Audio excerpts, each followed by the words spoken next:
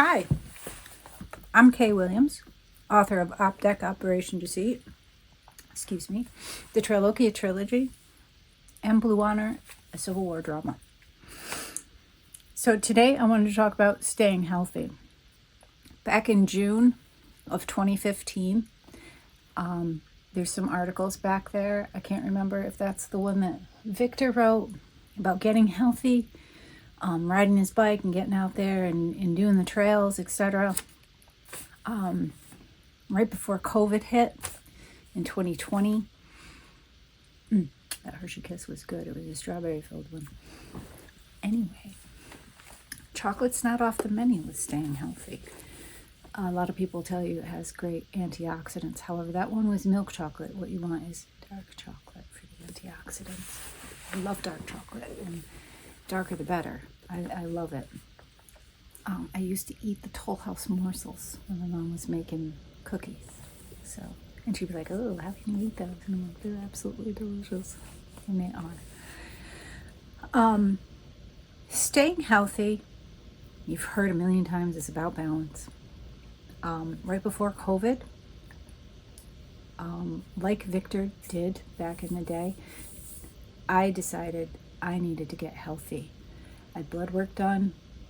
This was after having the baby. She was about 3 years old. I'm immune compromised, so my immune system is suppressed. It's not from a disease that I have. It's not from medications that I take. It's not from a known disease that I may have. Nothing is known about that, and I haven't been tested, and there hasn't been any research done on that. But if a cold comes into the office, I catch it. I would catch it in school. I constantly sick with colds, and then I will remain sick. So a cold that usually lasts somebody about 4 days can last me about 3 weeks. And the severity of it depends. It depends on how tired I am, if I have my period at the time, anything that could be going on, nutrition-wise, weight gain, things such as that. And I had a possibility of having to report back to an office space, and COVID was a real issue. If I caught it, it would have killed me. Point blank, period. Immune compromised. There was no way my body was going to fight that. People with similar issues were not making it. We're not doing very well, ending up intubated, etc., long-term issues. I needed to avoid this. I had a 3-year-old daughter. There isn't another parent. I'm all she has. And while there are people out there who don't give a good damn about folks like me or the situations that they create, because they'd be, "Oh, she can just be adopted by someone," because there's people out there who want babies. Give me your baby. It's very freaky to act like that and to not care about whether someone lives or dies, and then to protest choice. Frankly, the hypocrisy is astounding. I don't care if somebody's 80 years old. I don't care if they're 50, 40, 30, 25. You sitting there saying, "Well, then stay home." I need to work to support my daughter and myself. And then to turn around and maybe say, "Why did you have her?" Okay, so what am I do? If I didn't have her and it was just me and I had to just support myself, am I supposed to go on temporary assistance to stay home? Because a lot of people had to do that. They lost their jobs. And it has taxed the system like crazy. And it shouldn't be like that. The sheer disconnect from other human beings, the fact that what I want to do, and I just want to go and live my life, is so selfish and disgusting and loathsome. And I can't express that enough. People want to stay healthy, but screw them, right? That I don't get. stay healthy, we kind of need to rely upon the community. And here in the States, people have completely lost the idea of what community means, caring about other people, unless it fits into their ideas of what they want for their life. So community isn't so much about community and what's good for the group. It's what's good for me and what I want and how I think things should be. This isn't a virtual reality game. This isn't Sims, and nobody else around you is just an automaton. They're real human beings. I mean, how shitty can you be as a human being to not care about other people and only sit there and be like, but I need to have group functions and I need to go do this and I need to go do that. And it's like, it's killing people. But it's not killing that many people. It's killing people, and that's what you should be focused on. Had we given the slightest about community and each other and thought of each other as mattering, because the same crowd seems to scream all lives matter an awful lot, and yet they don't care about any other lives but their own. Anyway, had they cared about other lives the way that they keep trying to pretend that they do, they would have locked down for those first 6 months, right? What was it, 3 months? They would have just locked down, held tight, done what they needed to do. Because look at what New Zealand did. They got rid of it. They were doing great. They got rid of it. Struggled a little bit here and there because they did have people who didn't want to obey. Same thing. The U.S. is not alone in that. You have a faction of extremely self-interested to the point of,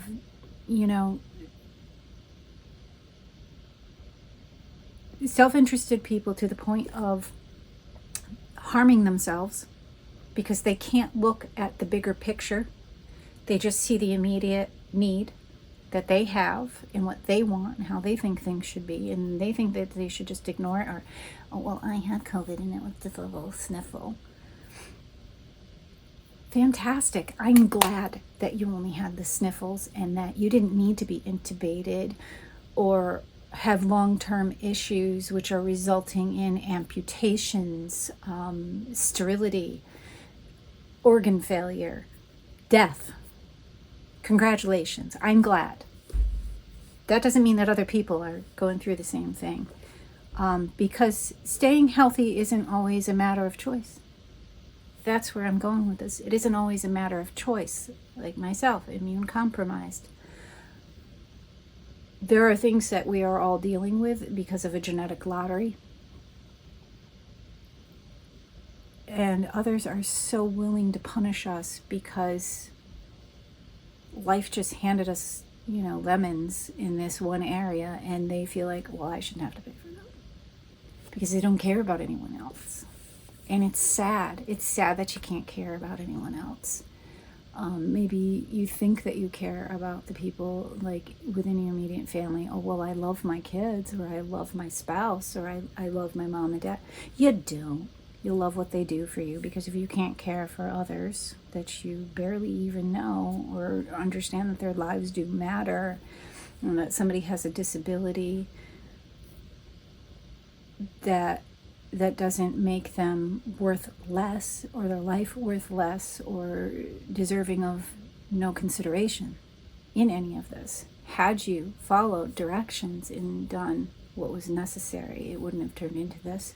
There would probably be thousands of people still alive right now, including children. The children that I keep hearing the same group say, don't have any point, but they're so willing to just let them be born and then suffer with disease, and not my problem. Parents should get a better job. These are not the answers. These are not the things to say. That is abusive, gaslighting, and it's horrible. Not everyone has a choice in their health because it is a genetic lottery. That said, staying healthy, and when you have the ability to choose, and to make those right choices. So as I was saying,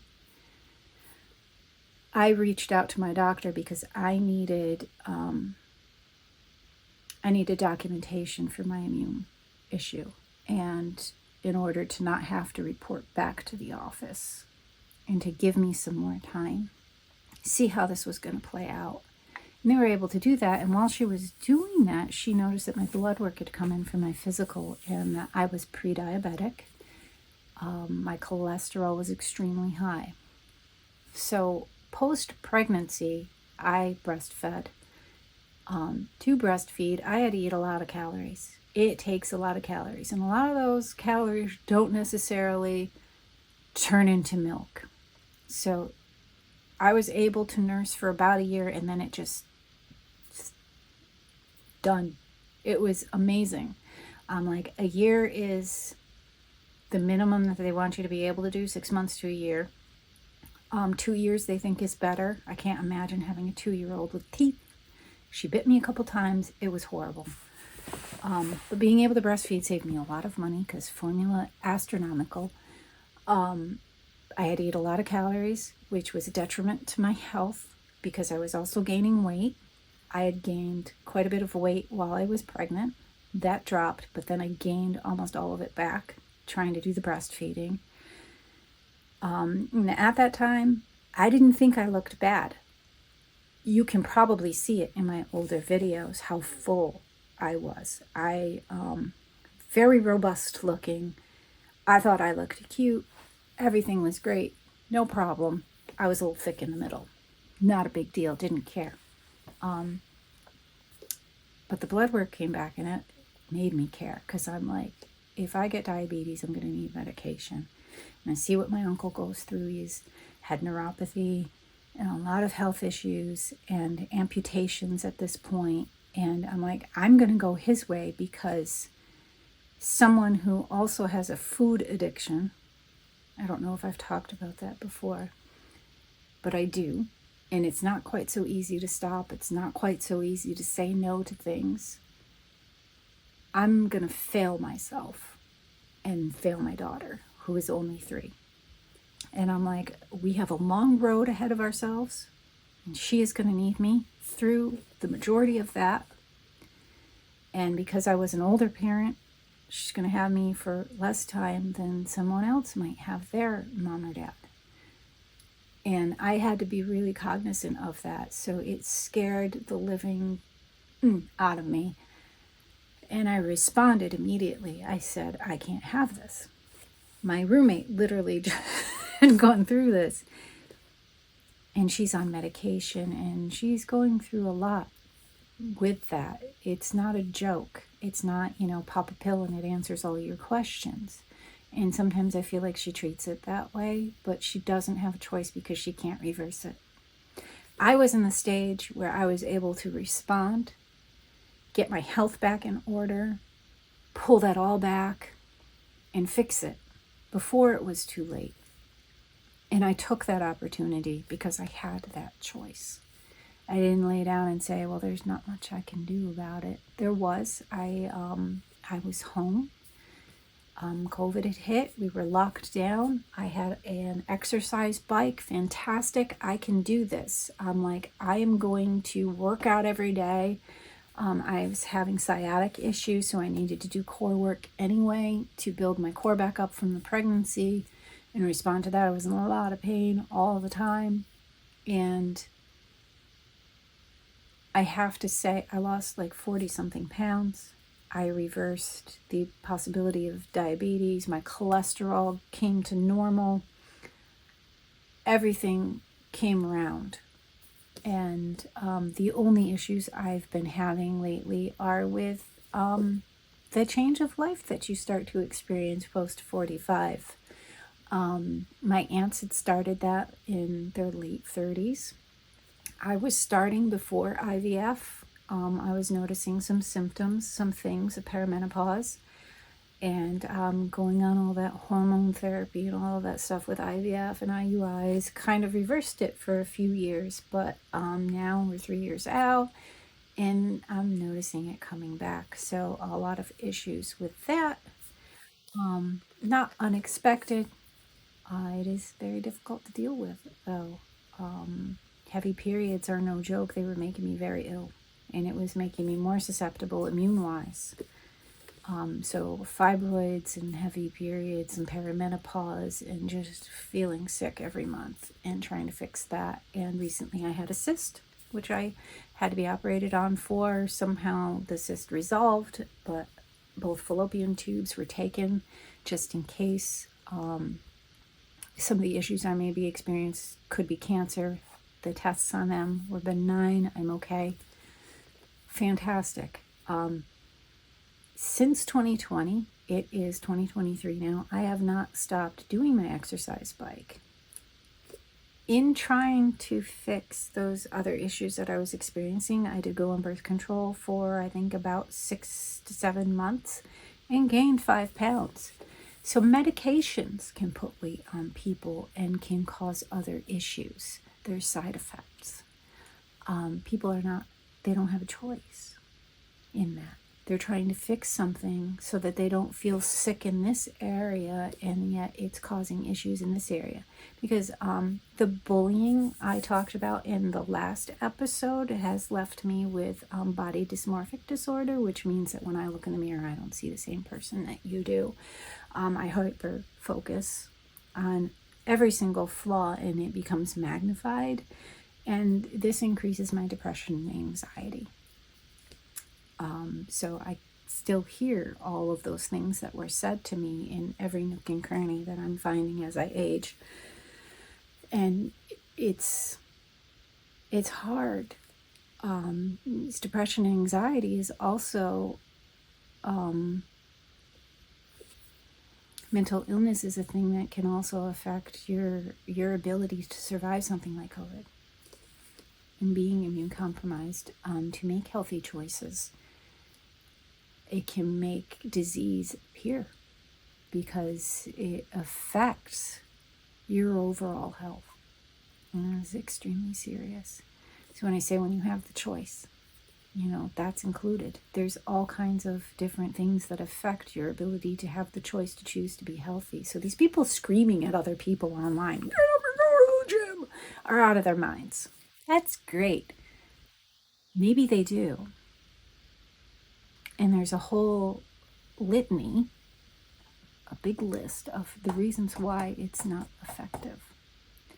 That has a lot more to do with that list than you thinking they just keep shoving stuff in their mouth. And, that needs to be taken into consideration. Hating on people because their bodies don't fit into your ideology of what a body should look like. That's just as crappy as sitting there saying, well, I should be able to go and do whatever I want and screw your immune compromised status. I don't want to lock down for 6 months. The selfishness in it, self-absorbed, the self-focused. You want things to look like, a Hollywood beach party everywhere, because I don't know if you watch The Boys, what you think that you're going to have herogasm. I don't know what it is that these people are after, why they want or think themselves a health guru when they're the furthest thing from it, because they're definitely not holistic. They're only focusing on that which you put in your body and that which you make your body output. They're not thinking about anything else. So the physical exertion and the fuel. It's a lot more than that. Staying healthy has to have a holistic approach. And what I mean by holistic is a rounded approach. It takes several lenses of focus. Like I said, I got the horrid diagnosis with the pre-diabetes and the cholesterol, and the weight gain was terrible. You have to address these things from the aspects of, I have depression and anxiety. I have a 3-year-old. I work full-time, so it's very difficult for me to find time. I'm immune compromised. How are all of these, my role in life, my mental state, my physical state, all of this stuff, gender, body type, my metabolism is slow. All of these things, how do they play into how I'm going to address this? And is it feasible? And am I on any kind of medication that could be exacerbating this issue?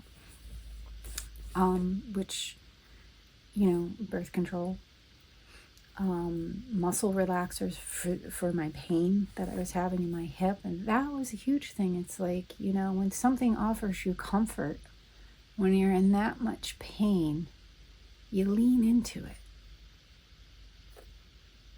So that's something to take into consideration. But staying healthy, like I said, isn't always a choice. But if you're looking to do that and you can choose, you have to take, like I said, that holistic approach. Examine all these different facets of yourself and how you're best going to address this, because you have to address the entire person, not just the weight. Because you're not going to stick with it. There's no way that I would have stuck with it or responded the way that I did, I think, if I did not have my daughter, if I did not care about existing, having that support system around you and wanting to also be there for them in return. It all matters. There's so much that plays into these things. So we have to think about those. So check out that article about Victor. I will link these items, of course, down in the subject, as I've said in previous videos. So we're going to be spending the year going over some old articles from the Blue Honor blog, named for my first book. And I hope that you'll be here for the ride. Subscribe to the videos, subscribe to the blog. Every week it'll come in an email on Fridays, and you'll get the Open Book Blog Hop articles. I'm still doing the Zoduck series over on there. And once in a while, I just post maybe some random things, but you also have all my social links and announcements and stuff for the books. And it's only once a week email. See you then. Thank you for being here. Please subscribe. I appreciate you. Thanks.